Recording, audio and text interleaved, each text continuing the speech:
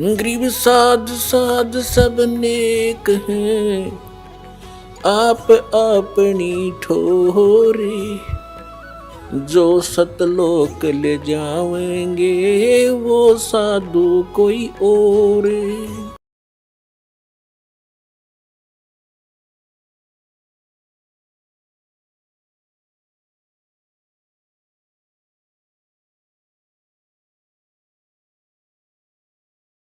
सतगुरुदेव की जय। बंदी छोड़ कबीर परमेश्वर जी की जय। बंदी छोड़ गरीबदास जी महाराज जी की जय। स्वामी रामदेवानंद जी गुरु महाराज जी की जय।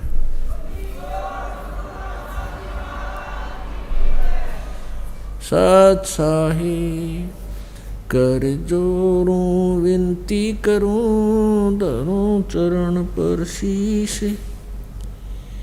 गुरु जी राम देवानंद जी महाराज ने दियो नाम बख्शीश। कोटि कोटि सिजदा करूं, कोटि कोटि प्रणाम। चरण कमल में राखियो मैं बंदी जो मैं गुलाम। कुत्ता हूँ गुरुदेव का, रामपाल दास का नाम। गले प्रेम की जेवड़ी, जांखें चोवा जाऊं। तो करो तो बावड़ू, दूर दूर करो तो जाऊं। जो राखो तो ही रहूं, जो देवो सुख। सूरत करो मम साइया, हम हैं भव जल माही।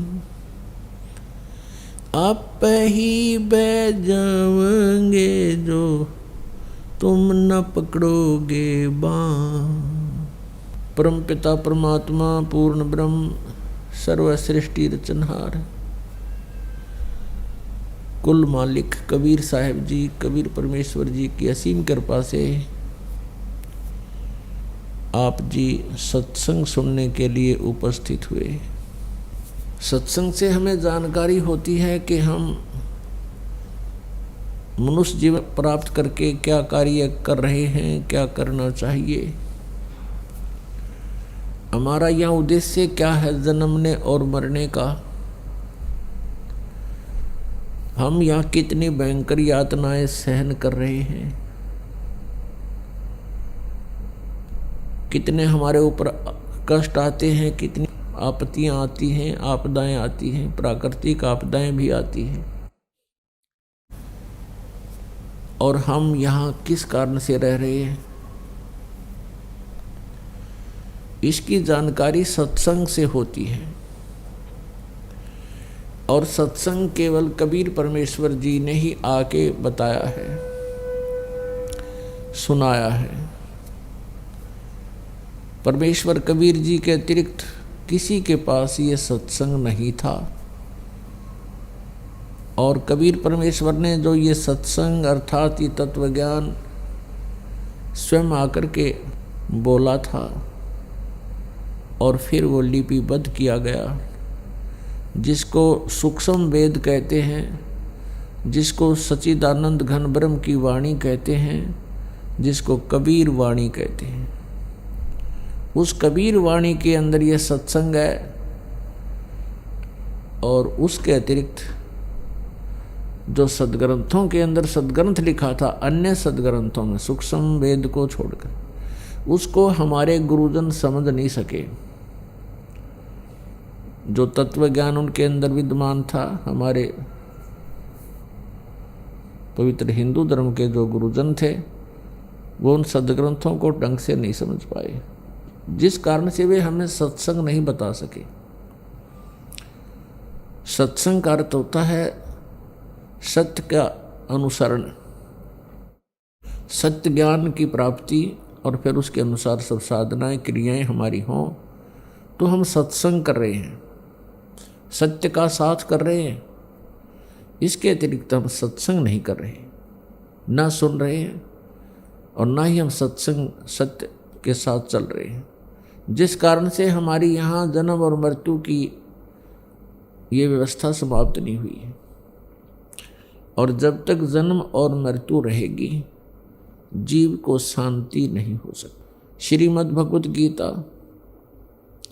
अध्याय नंबर 18 के श्लोक नंबर 62 में कहा कि अर्जुन, तू सर्वभाव से उस परमेश्वर की शरण में जा, उसी परमेश्वर की कृपा से तुझे सनातन परम धाम, परम शांति और सनातन परम धाम की प्राप्ति होगी।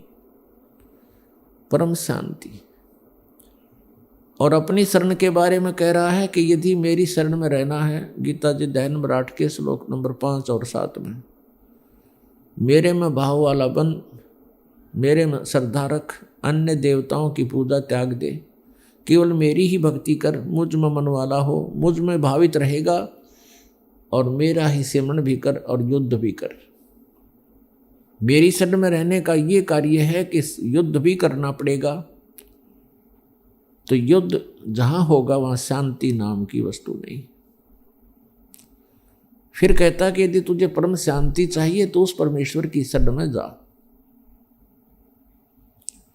जिसकी कृपा से तो परम शांति को, सनातन परम धाम को प्राप्त होगा। अपने विषय में कहता गीता ज्ञानदाता अध्याय नंबर 2 के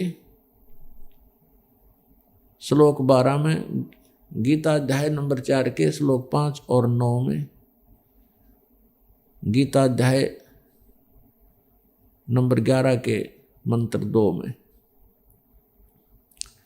कह रहा है कि मेरे और तेरे बहुत जन्म हो चुके हैं, तू नहीं जानता, मैं जानता हूं।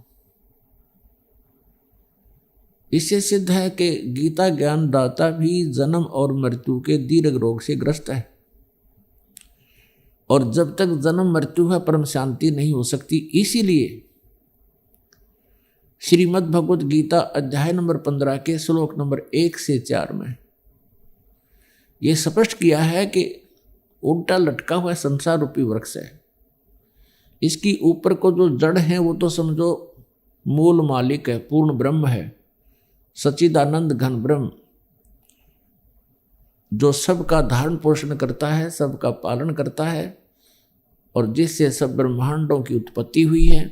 जैसे जड़ से ही यानी मूल से ही पेड़ को आहार प्राप्त होता है और मूल के ही कारण पौधा पेड़ बनता है, फलता फूलता है। ऊपर को जड़ तो वो दिव्य परम पुरुष है, परम अक्षर ब्रह्म है, पूर्ण ब्रह्म है और तीनों गुण रूपी नीचे को लटकी हुई शाखाएं, बीच का जो पोर्शन रहेगा तना और मोटी डार और शाखाएं। तो इसके विषय में गीता ज्ञानदाता अल्पज्ञता सिद्ध करता है कि मुझे इसका पूर्ण ज्ञान नहीं है। गीता जी अध्याय नंबर 15 के श्लोक नंबर 2 में कहा है कि तीनों गुण रूपी शाखा हैं। फिर 3 में कहा कि ये इस संसार रूपी वृक्ष का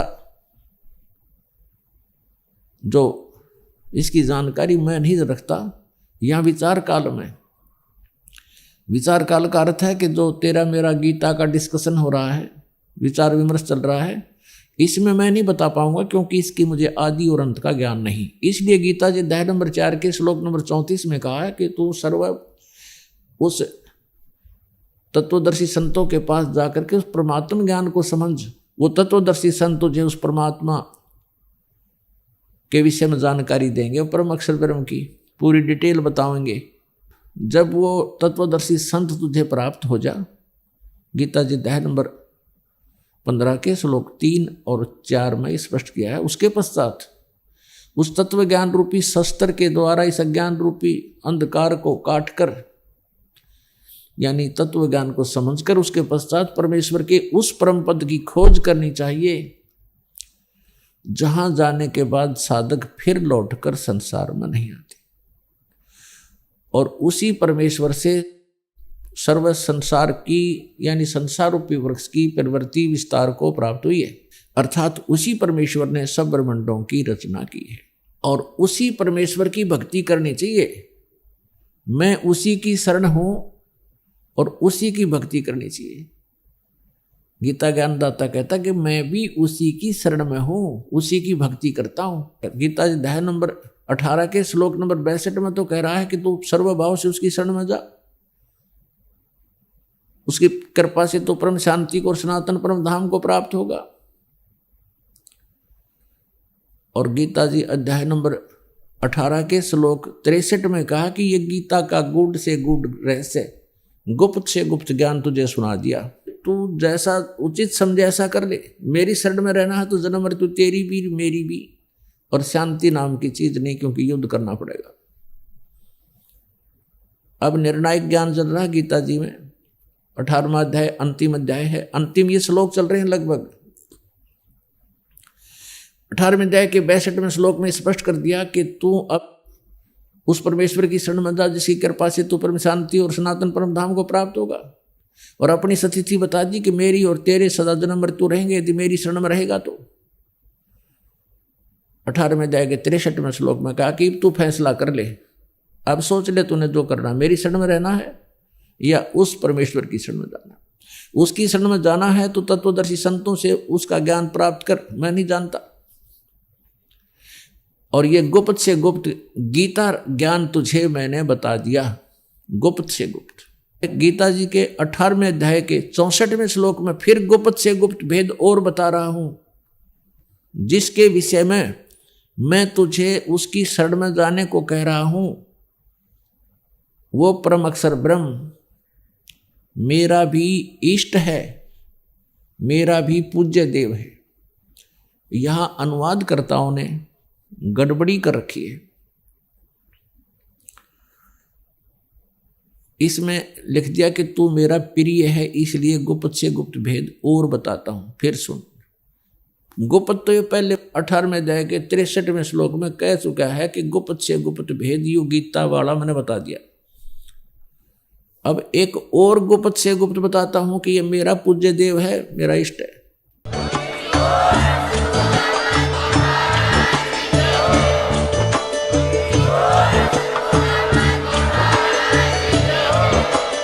आप सुन रहे थे जगत गुरु तत्वदर्शी संत रामपाल जी महाराज जी के मंगल प्रवचन। अधिक जानकारी के लिए विजिट कीजिए हमारी वेबसाइट www.jagatgururampalji.org। संत रामपाल जी महाराज जी के शुभ आशीर्वाद से पूरे विश्व भर में 500 से भी ज्यादा नाम दीक्षा केंद्र हैं, जिन पर संत रामपाल जी महाराज जी द्वारा ऑनलाइन निशुल्क नाम दीक्षा दी जा रही है। अपने नजदीकी नाम दीक्षा केंद्र का पता करने के लिए संपर्क करें 8222880541।